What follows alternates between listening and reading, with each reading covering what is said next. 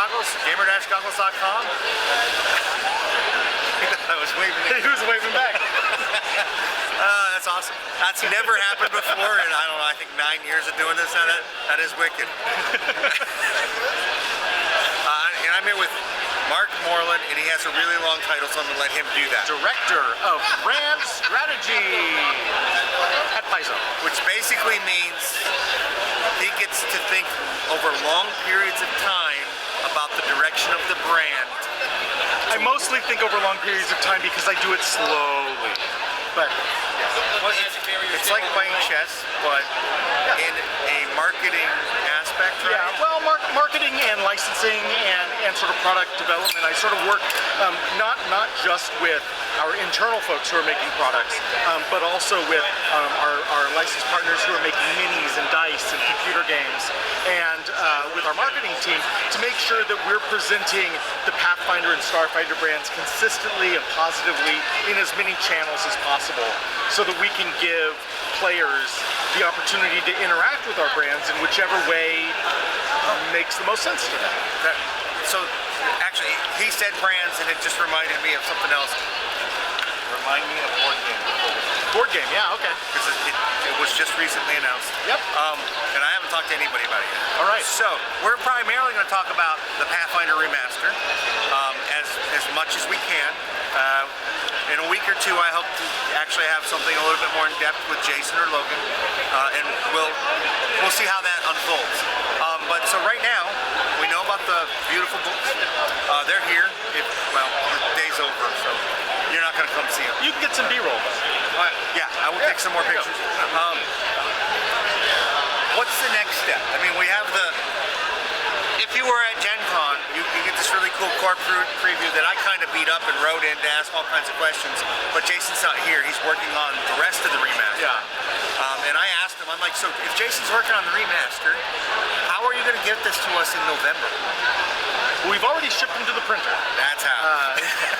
He's not working on this aspect. Yeah, when I think about it, it's actually incredible because generally we have about 18 months of time between when we start on a book and when the book comes out. So the fact that we didn't start on this really until February, even though we were deciding in January that we probably needed to do it, so we put these books together in breakneck time. Everyone who worked on them did an amazing job under very grueling conditions in some cases, and we're really happy with the results, and we think that the fans are going to be as well. So while the player core and GM core are coming out in November and are already being printed right now in China, the team is hard at work on Monster Core, which comes out in March. That is our remastered monster book, and then once they're done with that, or they're at a good transition point, they will move on to working on Player Core 2, which comes out a year from now at Gen Con 2022. So you're not actually working on it, but you're familiar with the things that happen? Yeah. So from you sitting outside the box and watching in, is there anything that has materialized that kind of surprised you that would be changing? Or you mean a specific change? I mean, I think folks are going to find that when you take the entire rule set in aggregate, that very little will have actually changed. Oh yeah, I think so. I think our messaging sort of has to be about the changes, because if we talk about things that didn't change, it's boring, and that's not what people want to know. So while over the next year we're going to be talking a lot about what did change, it's actually not that much, and even the things that did change, for the most part, still work pretty flawlessly with the existing or legacy Pathfinder 2nd Edition material. So I don't know that there's anything that surprised me necessarily, because I was sort of involved in the concepting of like, all right, folks, we're switching from OGL to Orc. What has to change, and what are some changes in presentation or wording or balance that we've wanted to make anyway, that this gives us an opportunity. So I think the things that surprised me most, I think, was that everyone was in agreement that some of the big sort of sacred cows were okay to slaughter. Alignment, some of the specific spell schools, things like that. I mean, things that have been part of fantasy role-playing for decades. That I think a lot of people just sort of take for granted as like, these are part of the foundation of the game. And I think that because so much of gaming was built on the foundation of D&D or of the OGL, that's partially true.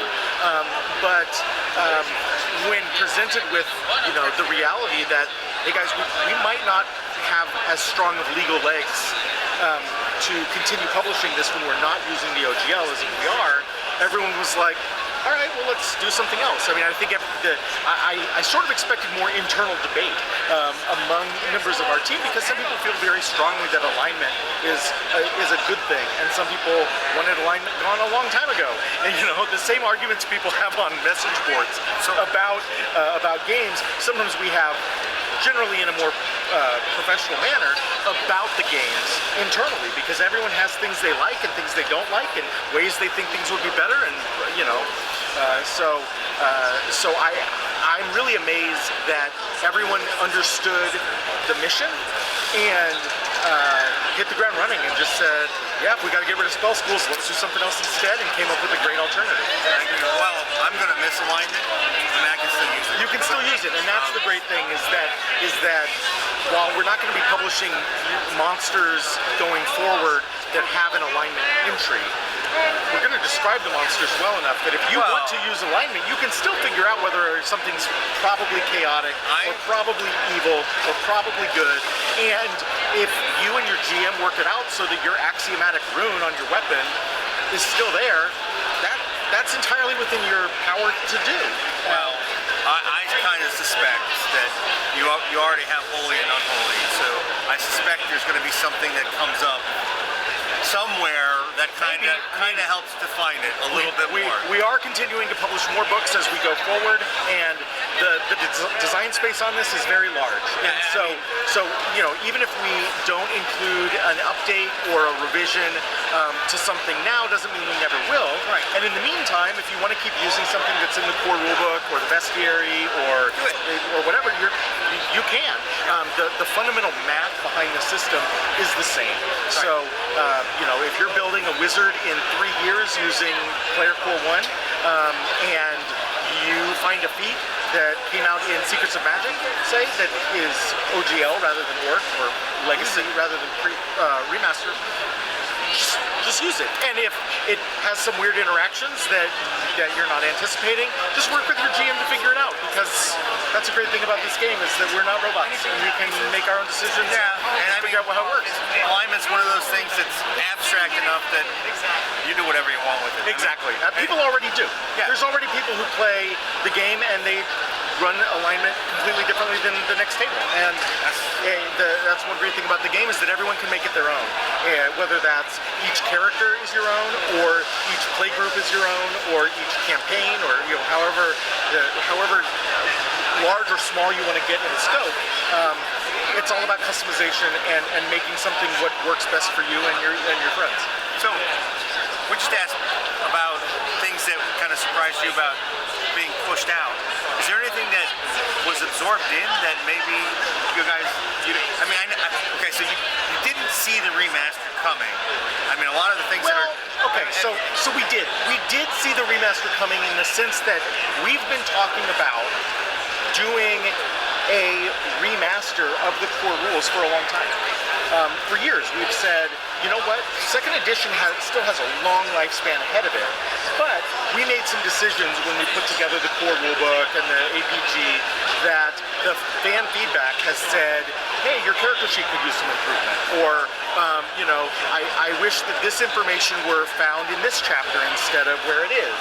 And we've recognized that some of that not the least of which is a 600-page core rulebook, poses an intimidating barrier to entry for a lot of people. And in January, we had a lot of people who were checking out Pathfinder for the first time for reasons I won't go into. And you know, I, as a person whose job it is to get more people to adopt the Pathfinder brand, not just the Pathfinder role-playing game, but Pathfinder as a brand, into their everyday life. Seeing some of those people bounce off a 600-page book was a little frustrating because we certainly didn't have time to build a better on-ramp for those people to capitalize on that opportunity that was presented to us. And so, in addition to recognizing that publishing under the OGL was not a viable long-term solution for us, it also gave us the opportunity to make some changes that we wanted to make to the way second edition was presented to people for a while. So we did sort of know the remaster was coming, but we sort of anticipated we would have 2 years to build it out so that it would come in 2025, for example, instead of needing to do the whole thing over the course of 4 months, which in retrospect is madness. So I think that our timeline was sort of pushed up, and we did have to make some creative decisions that were a result of, you know, legal licensing stuff that most gamers don't really interact with. Publishers interact with the OGL, but gamers and you know, but most players sitting at their table, they don't look at the book and say, what license was this released under? And if you do that, then we're doing our jobs wrong, because we want to give you fun things to read and not you know, legal text, not a legal document. So if we're doing our job correctly, it's a seamless transition between the OGL and ORC. And I think that as the game goes on and the body of legacy content becomes a smaller and smaller portion of overall Pathfinder 2nd Edition corpus, people will find that they work together pretty well, and that it's sort of its own, you know, natural evolution of the rule set. All right. I think that's everything that I need to know. Oh wait, no, I forgot. Board games. Yeah. And it's going to be an orc. We got a goblin. Yeah, We got a kobold. We talked to WizKids about that, and orcs are big, and so something like that would probably end up costing like $2,000 for someone to buy, and would be very big for us to store in our warehouse and ship. I honestly didn't know that guy was for sale. Well, that specific one is not. Oh, yeah, but we do. WizKids made the Goblin, which I believe is getting a reprint. I hope I'm not misspeaking by saying that. But the Goblin's available. They've got 2 different versions of the Kobold, a red and a blue. And we're already talking about what our next life-size figure is. It's still small because we recognize that we would probably sell very, very, very few units of something that is as big as an orc. So I'm gonna throw it out there, and maybe we should have one of the short icons. I have proposed that, and I will not say whether that's the idea they went with or whether they went with something else. But that is always on the table. I think that's a neat idea, because I mean they're kind of iconic. So I don't have it in front of me. I don't even remember the name of the board game. But what board game are you guys releasing? So we will have Elemental Stones, which is a tile placement Euro style game that'll be coming out, I think, in October. I don't know. We had some production delays on the factory side on that one, so it may have slipped a little bit. But it's a really fun game that sort of takes some of the lore of Rage of Elements and dilutes it down into you know, abstract tile placement game. I've played it. It's a lot of fun. We're really looking forward to it. Abstract? I'll actually play it because it's abstract.